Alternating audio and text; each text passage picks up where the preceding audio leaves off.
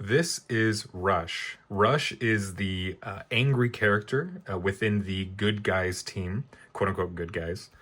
And his whole mantra is go damage, go fast, and who cares what the collateral damage is. First, we're going to go over Rush's lore, what makes him him, or why he is where he is. And then we're going to go into his kit and his playstyle and how he fits into the good guys team.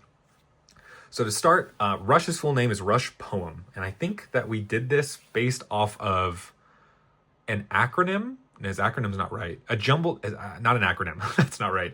We did this name based off of a jumbled word scramble of Morpheus, because Rush's whole deal is that he's going to save some test experiments. And I think we thought Morpheus did the same thing for the Matrix. Well, okay, let's get into his story and then we'll go over that. Okay, so Rush lived in a very, very rural village of mostly boars.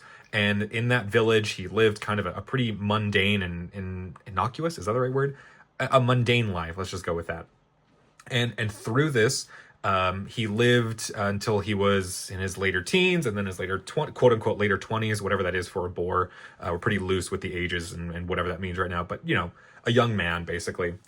And so one fateful day, the ruling nation, the Cat Empire, came into his village and just snatched up a bunch of young promising boars. They brought them back to their facilities within the Cat Kingdom. There's no real great name for these right now, so we're just going to call them for what they are without getting too technical with the names because nothing's solidified. So they brought them back basically to a laboratory where they were trying to engineer champions of the gods. And what the champions of the gods are basically super soldiers who can always compete in the arena and always win. So that way they can always have the ability to talk and meet and ask the gods for things, like the whole point of the arena, right? So they started to engineer a super soldier serum. And so this drug was called Seraphumilix, or it's better known as Seraph. And so this was meant to give test subjects enhanced abilities, super strength, super speed, all that kind of stuff, but keep them in kind of a state that allowed them to be controlled, like a very controllable, not really lucid state. And then they could be manipulated by the cats to do whatever they wanted to. And so Rush was not showing any signs of potential. Everything that they tried to do with Rush, he was nearly uncontrollable. For whatever reason, whenever he was put in front of something like a test subject or a prisoner of war or whatever, he would like lose control entirely into like a fit of blinding rage and destroy everything around him. He was uncontrollable. He was a failed test experiment. So with that, during these tests, they deemed him unworthy and they threw him into something called the pit. And the pit is, I mean, it's basically a large hole in the ground that is for unseeables, where they kind of just go to rot until they're gone. And with this, when they did this, they tried to basically pump him full of this seraph to put him in a state where he wouldn't feel or understand anything that's going on because it's a drug.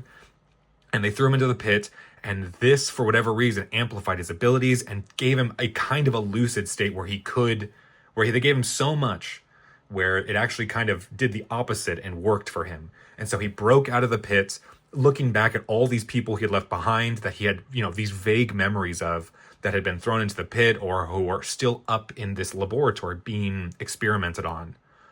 And so he just ran and ran and ran. He rushed out of there.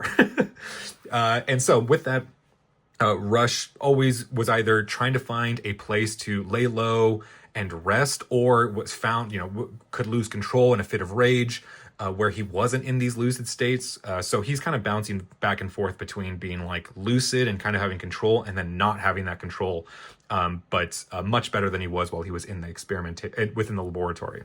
Until one day when he was trying to find an area in the forest to relax and rest and try to stop these memories and these visions that he has of his past. hears a beautiful melody coming from deeper within the forest. And so he's basically lured to this small, whatever kind of tavern where he listened to a songbird sing beautiful tunes all night. And that songbird happened to be Melody. That's Melody, for the friendly hero for the good guys team. And with this look of like almost like scared, like rage and like allure to Melody's tunes, she kept singing and singing and singing, and all night until the morning she sang until she basically Rush fell asleep in the most peaceful sleep he's ever had in his life. And then after that, the two were completely inseparable. She knew, Melody knew that whatever Rush had been through was rough, and these songs that she sings really gave him a sense of peace. It essentially saved him from going crazy day in and day out. And she, knowing this, much obliged if she could do something so nice for somebody, while Rush felt a little bit of a chain to her, but in a good way. Like, he always wanted to be around her and felt a sense of comfort and safety that he knew would grow away from her over time, and that he'll be able to, be safe on his own one day. So he decides to help her in whatever she's doing, and she's on her way to the arena to heed the call. And he was built for this, so he follows her in hopes to help her achieve his dream, and then eventually make it back to the Cat Empire to save his buddies. So that is Rush. That's his story, and that's why he's adventuring right now. So what is Rush's game plan? First, let's take a look at his hero ability. Rush has a little icon right here, which means it's a forced ability. It happens every time. On an attack, place the top card of your deck into your Tenacity face down. This attack gets +1 damage. And I believe this was changed to be only basic attacks. So this isn't all attacks, like attack cards and ultimate attacks and stuff. This is only basic attacks, so keep that in mind. So Rush is going to attack and immediately attack for 4, which is really good on basic, and he'll put the top card of your deck into your Tenacity face down, which is not so helpful, but in the good guys is very, very helpful. So he's really, really good at doing that. His Warhammer does effectively the same thing. This is his signature weapon, which is, once again, ignore the art. It's all AI. It's all nothing. It's all going to get changed. It also has a force ability, which is nearly the same thing. When the equipped hero makes a basic attack, place the top card of your deck into your Tenacity face down, and then the equipped hero gets +2 attack for this, +2 basic attack value for this attack. So when he makes a basic attack, he goes hard. And that should probably be something that is more, more gone into, like readying or something. But the cards here are not really meant to do that. So you could really take Rush in a way that focuses on his basic attack value to do this, but he doesn't really need to do that with his other cards. So that's his game plan. He makes attacks, he deals a lot of damage, and he fills up your combo line with a lot of essentially junk with face down cards. He's got a 1 defense card, like most characters, in his kit, which is called Momentum for now. And this prevents 2 damage, and then you can prevent 3 damage instead if you have more face down than face up cards in your Tenacity. And then Affinity, which is a keyword that says if you share a color or a class with your active hero when you're playing this, you get to draw 1 card. So for Rush, this is not free. It costs 2 cards from your hand, but you get 1 back. So it costs 0 effectively. And Rush, super, super good at putting face down cards in your Tenacity. So this card is constantly a 1 cost prevent 3, and sometimes you get to draw that card back that you paid. Rage is an enhancement, and this is super, super good. It has an affinity that says -1 cost if you have a red active hero. And every turn, when your turn ends, place the top card of your deck into your Tenacity face down. And while you have this enhancement in play, it gives your active hero +1 basic attack. So this is very similar to Melody's Song of Strength, and it costs 1 less when you play it with Rush due to its affinity effect. It works really, really well. It should really be changed to from when your turn ends to when you rest, because we just really want to streamline all these timings to be pretty much the same, so you're not guessing like, okay, well, this was when I rested, so before I moved my character, now this is at the end of my turn, so this is after I put my other character in, and that's all kind of gobbledygook. And realistically, this should say when you rest your hero. place the top card of your deck into your Tenacity face down. And then it would work really well with Melody's songs. So Rage is very, very good. It's probably too similar to the song. I don't really like that, but I don't really have any other ideas right now. Smash is one of Rush's signature attacks, which is a 1-cost deal 4 damage to an enemy, which is well above its intended cost to damage ratio. However, you reduce this damage by 1 for each face-up card in your Tenacity. So it's pretty often that you don't have that many cards in your Tenacity for this to be a problem. Like, it's often 1 cost 4 damage, which is really, really, really good. And even when you attack with Rush, you don't fill that up so well, which is good. So Smash is often good. It's also really good for after you make an ultimate attack because your line is completely empty.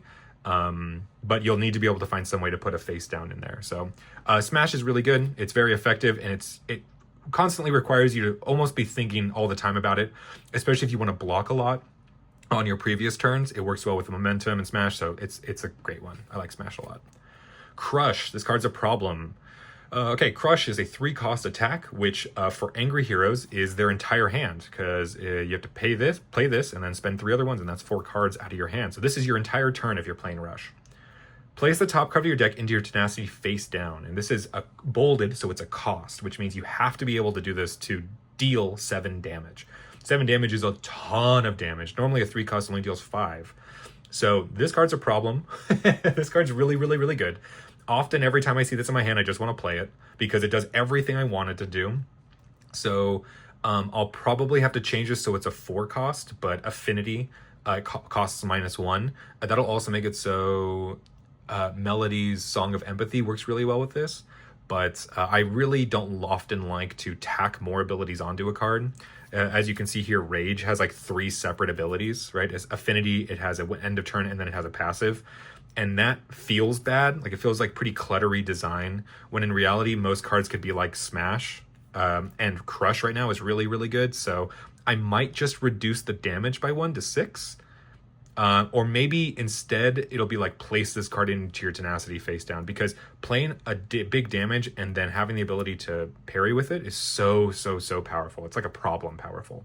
So that might be more of a rules change, but that's not for this video. Then we have Debris. This is his neutral attack, so this is meant to be basically played by anybody, but it's in his kit to start. It's a 1-cost attack that says discard 1 card from your Tenacity, then deal damage equal to the cost of the top card of your discard pile. So this is just kind of a fancy way to say discard a card from your Tenacity and deal damage equal to its cost. This is a cool card. This is really fun. This is really cool. You can actually do a few things with this depending on who you're playing. This works really well with Vincent too in the Good Guys team. It works really well with Smash and Momentum. Basically, you can control your Tenacity pretty well if you want face up or face down cards with Debris and still get some sort of hit in. It's pretty well below the curve. Like, if you get rid of a 3-cost, you're only dealing 3 damage for a 1-cost, which is, I mean, that's whatever. It's fine. It's basically on par, but even still, you can put pressure on enhancements and stuff. So yeah, that is Rush. Rush fits in he is like a core component of any Good Guys team, and it's almost too good. If you're not prepared to deal with these face down cards, though, it can really feel like a detriment to play Rush, which is kind of the point. When you start to mix him with other characters and other cards that don't necessarily use the cards in your Tenacity, you're forced into this position where you almost don't want to use some of his cards because you gum up your Tenacity so much, because the theme is that when you put a card into your Tenacity face down, you're kind of wrecking havoc on your own team. And that's the idea for angry characters, that they're paying this additional cost. And in this case, Rush's whole team is paying this additional cost for him to pop off and do all these cool things and really strong damage. And so the idea is that when you pair him with Melody, those bad cards that he puts on become good, and there's this incredible synergy that goes on with them. They were created nearly identically not identically. They were created at the same time together. And that's not to say that like every other card works with Rush. It's great. He fits in so well, but I'll go over the synergies more in when we go over the entire Good Guys team. So for now, that's Rush. That's his story, and that's how he plays, and that's his kit. I hope you enjoyed this video. I hope you gleaned some sort of information. And if you have any ideas for any of these cards to make them more thematic, or to make them in some way stronger or better or worse, or fix them, or whatever you got ideas, go ahead and leave them in the comments. I'm always up for some minor tweaks and changes in playtesting. And yeah, thanks so much for watching. From wherever you are in the world, have a good night, good weekend, good work week, good morning, whatever it is. And I hope to see you again. Thanks so much for watching. See ya.